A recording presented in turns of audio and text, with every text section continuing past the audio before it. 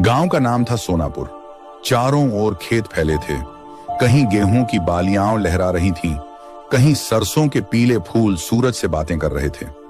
इसी गांव में रहता था रामू किसान। उसके पास ज्यादा जमीन नहीं थी, लेकिन जो थी उसे वह अपने बच्चे की तरह संभालता था। रामू हर दिन सूरज निकलने से पहले उठ जाता, बैलों को चारा देता, हल उठाता और खेत की ओर चल पड़ता। मिट्टी को हाथ में लेकर वह अक्सर कहता, तू ही मेरी माँ है, तू ही मेरा सहारा।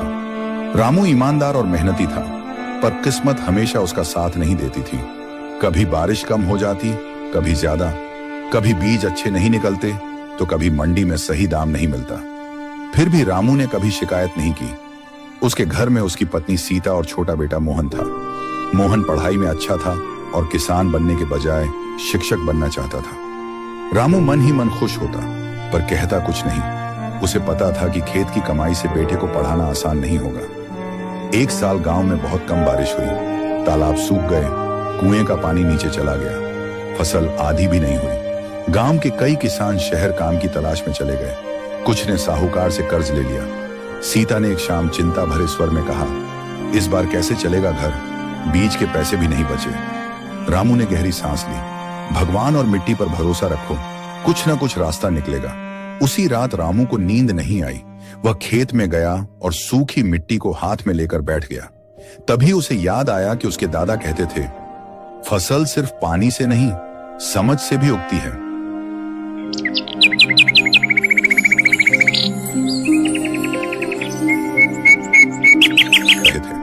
ज्यादातर किसान सुनकर भी अनसुना कर गए, लेकिन रामू ध्यान से सुनता रहा। उसने तय किया कि इस बार वह बाजरा और दाल की खेती करेगा, जो कम पानी में भी उग जाती है। उसने रासायनिक खाद की जगह गोबर और जैविक खाद इस्तेमाल की। गांव के लोग हंसने लगे। रामू पागल हो गया है, कोई बोला। बिना यूरिया के फसल होती है क्या? दूसरा हंसा। रामू चुप रहा। वह जानता था कि हर नया रास्ता पहले मजाक बनता है। दिन बीतते गए, थोड़ी थोड़ी बारिश हुई। रामू का खेत धीरे धीरे हरा होने लगा। जहां दूसरे खेत सूखे पड़े थे, वहां रामू की फसल खड़ी मुस्कुरा रही थी। मोहन स्कूल से आकर पिता की मदद करता। वह किताबों में पढ़ी बातें खेत में आजमाने लगा। बीज की दूरी, पानी की बचत, मिट्टी की जांच।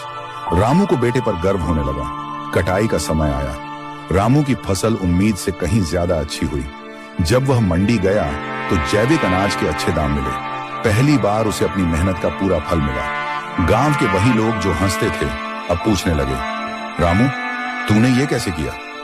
रामू मुस्कुराया, मैंने मिट्टी की सुनी और सीखने से डर नहीं लगा।